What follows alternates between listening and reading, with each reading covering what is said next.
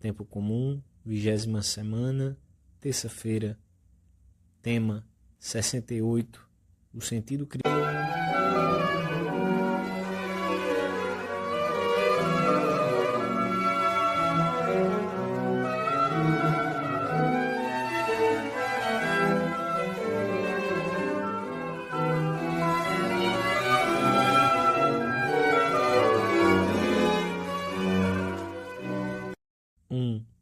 Os apóstolos viram com pena como o jovem que não quis abandonar as suas riquezas para seguir o Mestre se retirava. Viram-no partir com essa tristeza característica dos que não querem corresponder ao que Deus lhes pede. Nesse clima, enquanto retomavam a caminhada, o Senhor disse-lhes: é difícil a um rico entrar no reino dos céus. E acrescentou: digo-vos mais, é mais fácil um camelo passar pelo fundo de uma agulha do que um rico entrar no reino dos céus. Os discípulos ficaram muito admirados. Quem põe o seu coração nos bens da terra torna-se incapaz de encontrar o Senhor, porque o homem pode ter como fim a Deus, a quem alcança através das coisas materiais utilizadas como simples meios que são, ou escolher as riquezas como meta da sua vida, nas suas diversas manifestações de desejo de luxo, de comodidade, de possuir mais.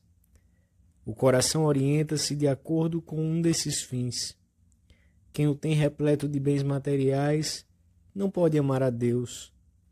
Não se pode servir a Deus e às riquezas, ensinou o Senhor em outra ocasião. O termo arameu original que o Senhor utilizou para referir-se às riquezas foi mamon, que designa com irrisão um ídolo.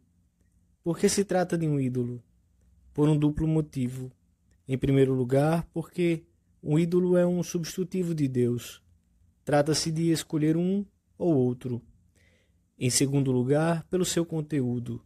Além do dinheiro, simples unidade monetária, o ídolo mamon simboliza um instrumento da vontade de poder, um meio de posse do mundo, uma expressão da avidez de coisas e também uma distorção das relações dos homens entre si. O domínio que o ídolo exerce sobre o homem opõe-se ao que é próprio da pessoa humana, criada à imagem e semelhança de Deus, e, portanto, a sua relação com o Criador. Quem concentra os seus desejos nas coisas da terra, como se fossem um bem absoluto, comete uma espécie de idolatria, corrompendo a sua alma, como a corrompe com a impureza, e com frequência acaba por unir-se aos príncipes deste mundo, que se levantam contra Deus e contra o seu Cristo. O amor desordenado pelos bens materiais, sejam poucos ou muitos, é um gravíssimo obstáculo para o seguimento de Cristo, como se observa no episódio do jovem rico e nas palavras duras e enérgicas com que o Senhor condena o mau uso das riquezas. Por isso, o cristão deve examinar com frequência se está realmente desprendido das coisas da terra, se aprecia mais os bens da alma que os do corpo, se utiliza os seus bens para fazer o bem, se eles os aproximam ou antes os separam de Deus, se é austero nas suas necessidades pessoais, fugindo dos gastos supérfluos, dos caprichos, das falsas necessidades. Que pena se alguma vez não víssemos Jesus que passa ao nosso lado por termos o coração posto em coisas que em breve deveremos deixar. Coisas que valem tão pouco em comparação com as riquezas sem limites que Cristo dá aos que o seguem.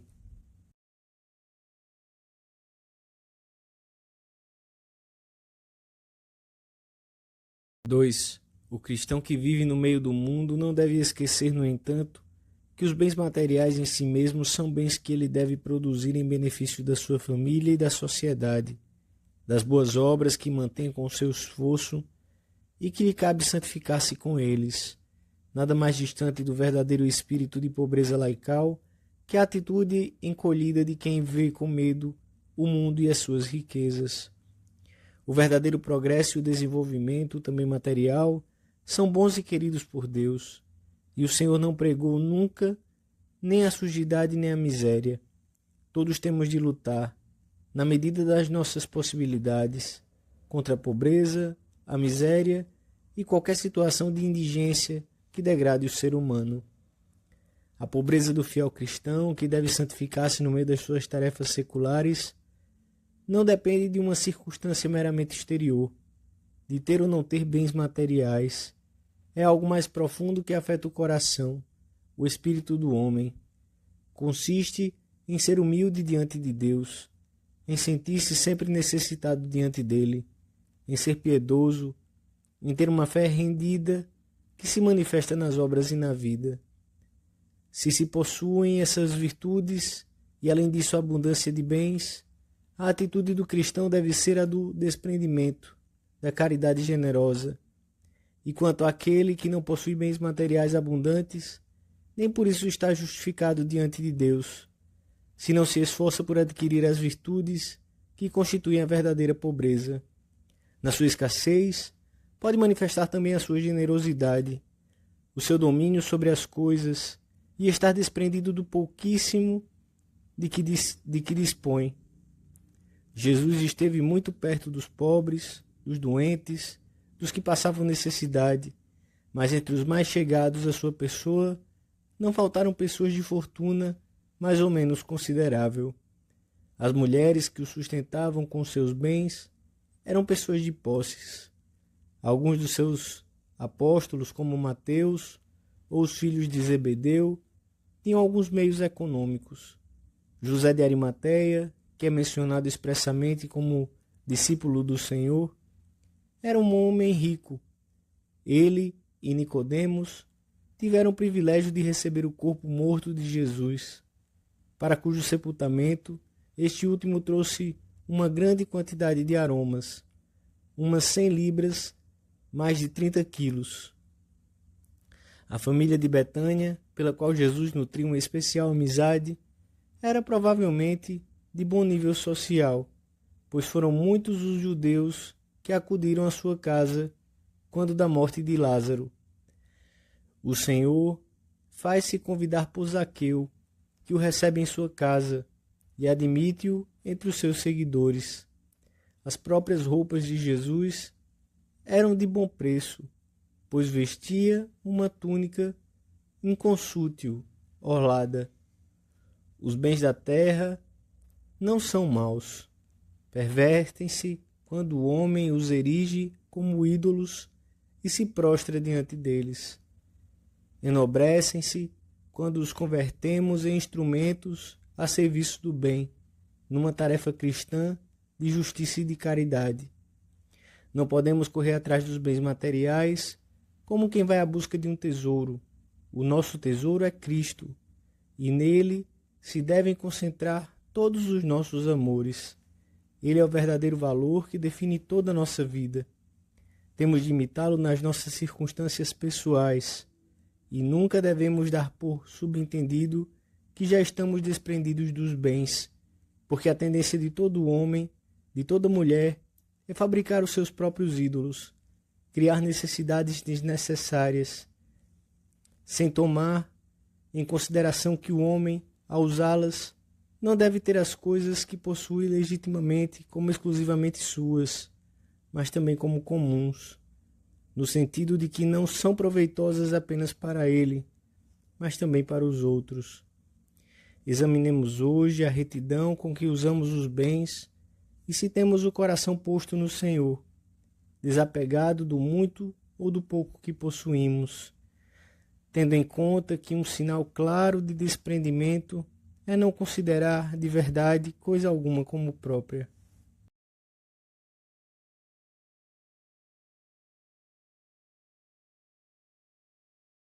Três. Devemos desenvolver sem medo, sem falsa modéstia nem timidez, todos os talentos que o Senhor nos deu, pôr em ação todas as nossas energias, para que a sociedade progrida e seja cada vez mais humana, e se deem as condições necessárias para que todos os homens tenham uma vida digna, própria dos filhos de Deus. Temos de aprender a dar do que é nosso, a fomentar e a ajudar instituições e fundações que elevem e redimam o homem da sua falta de cultura ou das suas condições menos humanas. Temos de procurar, na medida das nossas forças e sempre com o nosso exemplo, que deixem de existir essas desigualdades e diferenças sociais que bradam ao céu. Por um lado, pessoas que lutam diariamente por sobreviver. Por outro, desperdícios e esbanjamentos escandalosos que ofendem a criatura e o Criador. São muitas as dificuldades que se levantam a quem se dispõe a viver o ideal da pobreza cristã.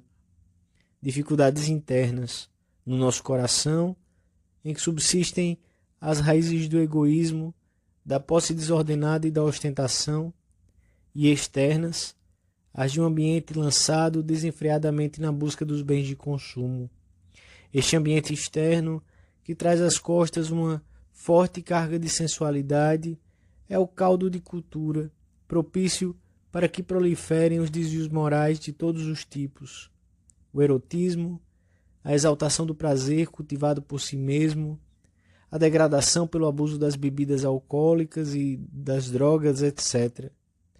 É evidente que tais excessos surgem como consequência da profunda insatisfação que o homem experimenta quando se afasta de Deus.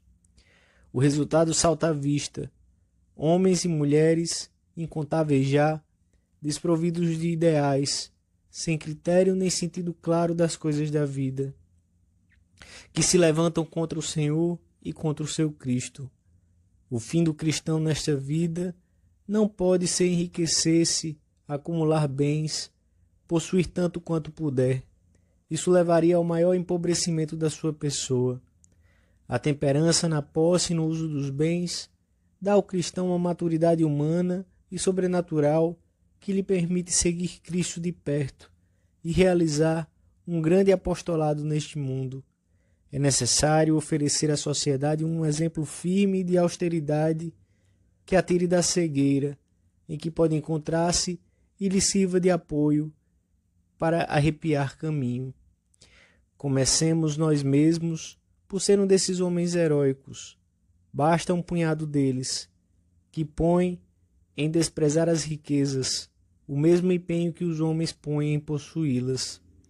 A Virgem, que soube viver como ninguém esta virtude da pobreza, ajudar-nos-á hoje a formular um propósito bem concreto, que talvez consista em corrigir detalhes, ou talvez nos leve generosamente a rever toda a nossa vida de alto a baixo, para imitarmos verdadeiramente o Senhor, que sendo rico, se fez pobre. Dou-te graças, meu Deus, pelos bons propósitos, afetos e inspirações que me comunicaste nesta meditação. Peço-te ajuda para os pôr em prática. Minha Mãe Imaculada, São José, meu Pai Senhor, meu anjo da guarda, intercedei por mim. Em nome do Pai, do Filho e do Espírito Santo. Amém.